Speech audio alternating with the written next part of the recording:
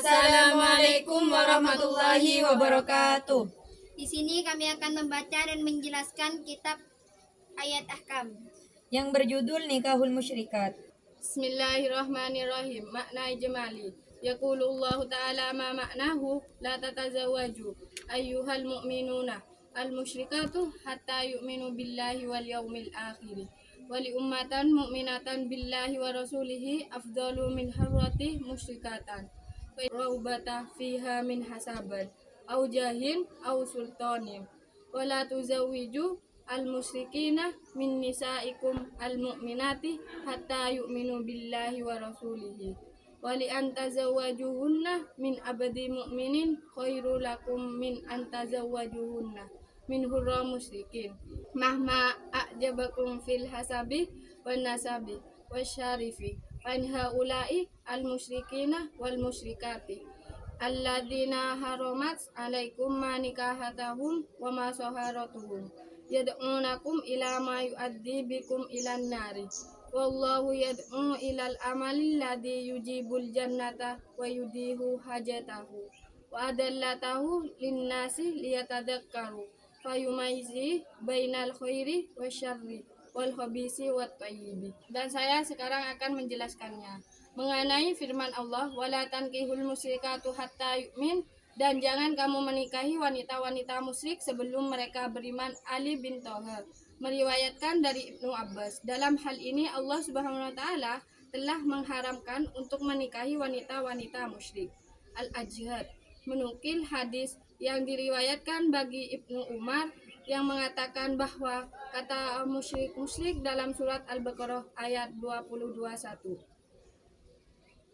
Surat Al-Baqarah ayat 221 masih bersifat umum sehingga mencangkup setiap orang kafir dan ahlul kitab, baik itu wanita maupun laki-laki. Ibnu Umar ketika ditanya tentang menikahi wanita-wanita musyrik, Ibnu Umar menjawab bahwa Allah telah mengharamkannya, termasuk wanita Yahudi dan Nasrani, haram untuk dinikahi oleh orang muslim. Ketika ia ditanya tentang keharamannya, kemudian Ibnu Umar menjawab bahwa ia itu mengetahui dari perbuatan musyrik yang lebih besar daripada seseorang yang mengatakan bahwa telah terjadinya adalah Isa Allah salah satu dari hamba Allah. Al-Jazah menjelaskan bahwa indikasi dilarangnya pernikahan dengan wanita musyrik karena mereka akan mengajak orang yang menikahinya ke neraka. Firman Allah, wala amatum mu'minatun khairum min musyrikati walau a'jabatkum. Sesungguhnya wanita budak yang mukmin lebih baik daripada wanita yang musyrik walaupun dia menarik hatiku. Al-Jazah menjelaskan bahwa memilih budak yang beriman lebih dianjurkan daripada wanita musyrik yang memiliki kelebihan dan derajat. Sababun Nusul. Awalan, ruwiya diriwayatkan anna hadhil ayati, bahwasannya ayat ini nazalat diturunkan ayat ini fi Marsad bin Abi Marsad al-Ghanawi, tentang Marsad bin Abi Marsad al-Ghanawi alladzi kana yahmilul usra, yang biasa membawa tawaran min Makkah, dari Mekah, ilal Madinah, ke Madinah. Wa kanat lahu fil jahiliyati silatum bi imratin tusamma anakon, dan pada zaman pra-Islam dia menjalin hubungan dengan seorang wanita yang bernama Anka. Fatathu, maka dia berhenti. Waqalat, dan berkata Anakon, ala takhlu, apakah kamu tidak akan sendirian? Faqalah, maka dia berkata, wayhak innal islamah qad halal bainana, celakalah kamu, Islam telah memisahkan kita. Faqalat, maka dia berkata, fahal laka an tatazawwaja bi, bisakah kamu terpisah denganku? Qala, dia berkata, na'am, iya, walakin arji'u ila Rasulullah sallallahu alaihi wasallam, tapi dia kembali pada Rasulullah sallallahu alaihi wasallam. Fa astamiruhu fa nadratil ayati, dan meminta nasihatnya maka diturunkan ayat ini. Wa ta'aqqaba Suyuti hadhihi riwayata, Asyuti melanjutkan riwayat ini. Wa dzakara annaha laysat sababan fi nuzuli hadhil ayati, dan mengatakan bahwa hal itu bukanlah alasan turunnya ayat ini. Wa innama hiya sababun fi nuzuli ayatin nur, melainkan alasan ini turunnya ayat cahaya. Azani la yankihu illa zaniyatan aw musyrikatan, pezina hanya mengawini seorang pezina atau musyrik. Sanian, Wariyah, dan meriwayatkan an Ibni Abbasin dari Ibnu Abbas anna hadhil ayata, bahwasanya ayat ini nazarat, diturunkan ayat ini fi Abdullah bin Rawaha, tentang Abdullah bin Rawaha. Karena selahu amatun, yang memiliki seorang budak perempuan, saudaun berkulit hitam, wa annahu wasabun alaiha falatamaha, lalu dia marah padanya dan menamparnya. Summa innahu fazafatan Nabi sallallahu alaihi wasallam, kemudian dia ketakutan dan mendatangi Nabi sallallahu alaihi wasallam. Fa akhbarahu khabaraha, faqala lahu Nabi sallallahu alaihi wasallam, kemudian memberitahu kepada Nabi keadaan wanita tersebut. Ma hiya ya Abdullah, siapa wahai Abdullah? Faqalah, maka dia berkata, ya Rasulullah, hiya tasumu, dia berpuasa, usolli dan salat, wa tuhassinul wudu'a, dan berwudu dengan baik, wa tashhadu an la ilaha illallah, dan bersaksi bahwa tiada ada Tuhan selain Allah, wa annaka rasuluh, adalah dan sungguhnya kamu adalah utusannya. Faqala, maka berkata Ibnu Abbas, ya Abdullah, wahai Abdullah, hadihi mu'minah, ini seorang mukmin. Faqala, maka berkata, walladzi ba'asaka, demi dia yang mengutus kamu, bil haqqi la'atiqannaha, dengan membawa kebenaran, dan aku akan membebaskannya. Wala tazawwajannaha, dan aku tidak akan menikahinya. Fa'alah, maka dia pun melakukannya. Minal muslimin, beberapa orang muslim yang mengikutinya. Waqala, dan dia berkata, nakaha amatan, dia menikahi seorang budak perempuan. Wakanu, dan ada seorang budak perempuan, yargubuna fi nikahin, dan mereka ingin memilikinya. Musyrikati rugubatan fi ahsabihim, wanita musyrik karena keinginan untuk lebih dihargai.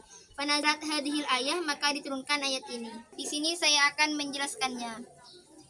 Menurut Nurkhalis, ayat ini turun sebagai respon atas permintaan izin yang diajarkan oleh seorang muslim bernama Ibnu Abi Mirsad Al-Ghazali kepada Rasul untuk menikah anak seorang perempuan Quraisy yang meskipun miskin tapi cantik namun masih memeluk agama musyrik. Inilah peristiwa yang memicu turunnya ayat ini oleh Allah. Ayat ini menggariskan larangan pernikahan antara orang beriman dengan orang yang tidak beriman. Alasan utama di balik larangan ini adalah perbedaan dalam keyakinan akidah. Individu yang tidak beriman cenderung membawa individu yang beriman ke dalam kekafiran dan mendorong mereka untuk melakukan tindakan yang dapat mengantarkan mereka ke dalam neraka. Oleh karena itu, sulit bagi hubungan yang harmonis untuk terwujud antara pasangan yang memiliki keyakinan yang berbeda bahkan bertentangan. Allah dalam ayat ini benar-benar memberikan titik tekan, jangan sampai menikahi wanita musyrik walaupun perempuan. Itu betul-betul punya kelebihan seperti kecantikan itu wanitanya, ucap dosen Universitas Al-Med ini dalam mengajian tarjih pada Rabu 5 atau 10. Hukum yang kedua, salah seorang sahabat Nabi bernama Abdullah bin Rawahah mempunyai budak perempuan hitam, kulitnya hitam. Lalu kemudian karena kejadian tertentu akhirnya Abdullah bin Rawahah marah besar dengan budaknya. Lalu beliau menamparnya. Kejadian ini akhirnya diceritakan kepada Rasulullah SAW. Lalu kemudian Rasulullah SAW bertanya, bagaimana keadaan budakmu itu, wahai Abdullah? Lalu dijawab, dia berpuasa, sholat, berwudu, dan baca syahadat. Maka seketika mengatakan bahwa dia adalah muslimah. Kemudian Abdullah bin Rawaha bersumpah untuk memerdekakan dan menikahinya. Masyarakat setempat padat waktu itu ramai memberikan penilaian Abdullah bin Rawaha dengan mantan budak perempuannya, seakan itu adalah pernikahan yang hina.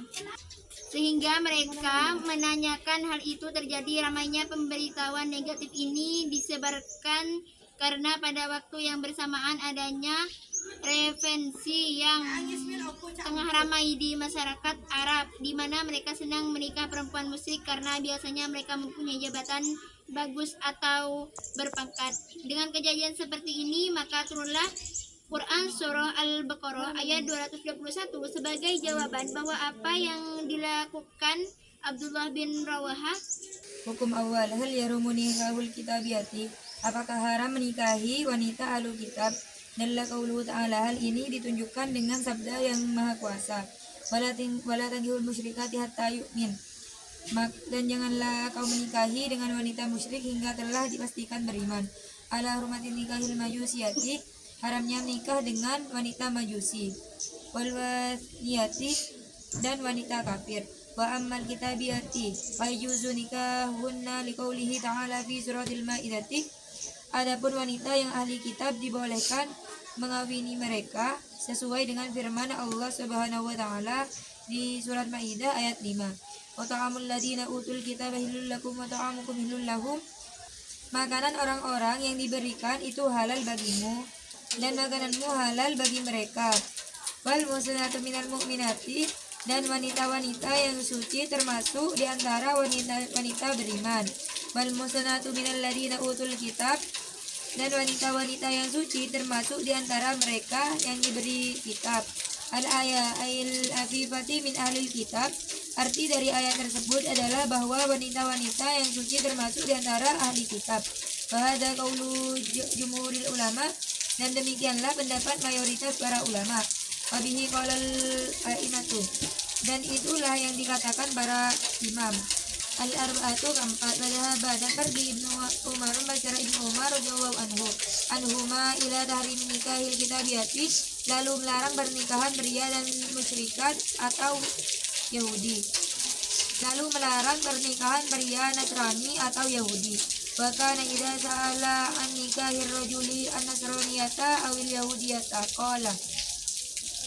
Dan ketiga-tiganya tentang pernikahan pria Nasrani atau Yahudi, maka ia berkata, Haramallahu ta'ala al-musyrikati alal muslimin. Tuhan yang Maha Esa telah mengharamkan wanita musyrik bagi umat Islam. Wala arau syai'an minal asyraki a'zama min an taqulal mar'ati, dan saya tidak tahu apapun yang lebih besar daripada konsisten dengan seorang wanita. Rabbuha Isa, yang menyebutnya Tuhan Isa, atau abdun min ibadillahi ta'ala, atau hamba Maha Esa. Wa ila hadza dhahabal imamiyati, dan para imamiyah. Wa ba'du ziyadiyati wa ja'alu ayatul maidah mansukhati bihadil ayat nasul khas bil am. Dan sebagian Zaid melakukan hal ini dan membatalkan ayat Al-Maidah dengan ayat ini untuk tahun ini. Al-hukmus tsani, man humul musyrikun alladzi yahrumu tazwijuhum, siapakah orang musyrik yang diharamkan perkawinannya. Jalla qauluhu ta'ala, hal ini ditunjukkan dengan sabda yang Maha Kuasa. Fala tankihul musyrikin hatta yu'minu, dan janganlah kamu menikahi dengan orang musyrik sebelum mereka beriman. Ala hurmati tazwijul musyriki bil muslimati, pada haramnya menikahi orang musyrik dengan wanita muslim. Wal muradu bil musyriki huna kullu kafirin la yadaini bidainil islam wal samil wasani wal majusi wal yahudi wan nasrani wal murtaddu anil islam, dan orang-orang yang murtad dari Islam, majusi, Yahudi. Fa kullu haula'i yahrumu tazwijuhum bil muslimati, karena semua itu haram menikahi wanita Islam. Wala'alatu fi dzalika annal islamiyya ya'lu wa la yu'li alaih, dan alasannya adalah karena Islam itu mulia. Walil muslimi ayyatazawwaju bil yahudiyati awin nasroniyah, walaysa lil yahudi awin nasroni ayyatazwiju bil muslimati. Namun seorang Yahudi atau Nasrani tidak boleh menikahi dengan wanita Islam. Waqad bayyana al-Bari jalla wa ala sababi biqaulihi, menjelaskan alasan dengan mengatakan ulaika yad'una ilan nar, mereka yang menyeru ke neraka. Ay yad'una ilal kufri alladzi huwa sababun dakhulu narin jahannam, yaitu mereka yang menyeru ke neraka kekafiran yang menjadi alasan masuknya api neraka. Farajulu lahu zilqatin wa walayatu 'alal mar'ati, laki-laki mempunyai kekuasaan perwalian atas perempuan. Farabima ajbaraha 'ala tarkudiniha wa amaliha 'ala an takfura bil Islam, maka laki-laki itu boleh memaksa perempuan itu meninggalkan agamanya dan memaksa wanita yang kafir itu untuk masuk Islam. Wala auladi yasba'una al-abi wa idza kana al-abi nasraniyan aw yahudiyan, dan anak-anaknya mengikuti bapaknya jika ayahnya seorang Kristen atau Yahudi. Rabbahum alal yahudiyati awin nasraniyati wa yasirul waladi min ahlin nar, dia membesarkan mereka dalam agama Yahudi atau Kristen sehingga anak tersebut menjadi salah satu penghuni neraka. Wa min nahiyati akhiri fa innal muslimiyya azami Musa wa Isa alaihi salam. Di sisi lain, umat Islam menghormati Musa dan Yesus alaihissalam. Wa yu'minu birisalatihima, dan dia percaya pada pesan mereka. Wa ya'taqidu bit-taurati wal injili allati anzalaha Allah wa la yahmiluhu imanu ala idha'i zawjatihi al-yahudiyati aw an-nasraniyati masalan bisababil aqidati. Dia beriman kepada Taurat dan Injil yang diturunkan, dan kemananya tidak menyebabkan dia mencelakakan istrinya, yaitu Yahudi atau Nasrani, karena keyakinannya adalah Nasrani atau Yahudi. Li'annahu yaltaqi ma'aha 'alal iman billah, karena dia berpendapat dengan istrinya dan beriman kepada Allah, wa ta'zimi rasulihi, dan mengagungkan rasulnya. Fala yakunu ikhtilafid dini sababan li azi awil i'tida, maka perbedaan agama menjadi alasan untuk meyakini atau menyerah mila fi ghairil muslimin alladzi la yu'minu bil qur'ani wala bi risalati nabiyina Muhammadin alaihi salatu wassalam. Berbeda dengan muslim, orang-orang yang tidak beriman kepada Al-Quran atau risalah Nabi kita, yaitu Nabi Muhammad SAW. Wa in adama imanuhu yad'uhu ila i'da'il muslimati wal istighfafi bidiniha, dan meremehkan, maka sesungguhnya kekurangannya memanggilnya untuk menyakiti wanita muslim. Di sini saya akan menjelaskan hukum syariah. Yang ke-1, hukum menikahi orang musyrik di dalam Al-Quran memang dapat menjelaskan tentang kebolehan menikahi dengan ahlul kitab, yaitu dalam surat Al-Ma'idah ayat 5. Di sisi lain, sebagian ulama juga mengharamkan karena menurut mereka ahlul kitab masa sekarang tidak sama dengan ahlul kitab masa dulu. Ahlul kitab yang sekarang sudah musyrik sehingga tidak boleh dinikahi, sedangkan menikah dengan orang musyrik jelas-jelas haram. Umat Yahudi mengatakan Uzair putra Allah, dan umat Nasrani mengatakan bahwa Isa putra Allah. Quran surat At-Taubah ayat 30, surat At-Taubah, dan juga agama-agama lain seperti Hindu, Buddha, dan Konghucu dan lain-lain musyrik adalah orang-orang Arab yang bukan ahlul kitab. Jadi menurut mereka Yahudi dan Nasrani boleh untuk dinikahi karena termasuk dalam ahlul kitab. Begitu juga agama Hindu, Buddha, dan lain-lain, karena menurut mereka agama-agama tersebut juga memiliki kitab suci, dan mereka yakin bahwa agama tersebut adalah utusan Allah. Al-Yasa menjelaskan bahwa di antara larangan menikah dengan wanita musyrik adalah kekhawatiran terjadinya hubungan yang kurang harmonis antara kaum muslim dan non-muslim, termasuk wanita-wanita musyrik dan ahlul kitab. Sebagai tujuan pernikahan adalah mengharamkan adanya mawaddah. Hukum kedua, Al-Qurtubi mengatakan bahwa An-Nasr mengatakan di antara hujjah yang sah, sanadnya diceritakan kepada kami oleh Muhammad bin Rayyan. Dia berkata, Al-Laits menceritakan kepada kami dari Nabi bahwa Abdullah bin Umar jika ditanya tentang seorang laki-laki yang akan menikahi wanita Nasrani atau Yahudi, maka dia menjawab, Allah telah mengharamkan wanita Nasrani kepada orang-orang yang beriman, sementara aku tidak mengetahui suatu kemusyrikan yang lebih besar daripada seorang wanita yang menyatakan bahwa Tuhannya adalah Isa atau salah satu dari hamba-hamba Allah. Imam Syafi'i ketika mengomentari ayat ke surat Al-Mutahaqqaqah menjelaskan juga bahwa sudah tidak ada lagi pendapat yang menyelisihi, semua sepakat bahwa muslimah tidak dihalalkan bagi laki-laki kafir. Begitu juga sebaliknya. Firman Allah berikut, haramallahu azza wa jalla 'alal kuffari nisa al-mu'minina lam yujiwahidatan minhunna bihalin wa lam yuktalif ahlul ilmi fi dzalika.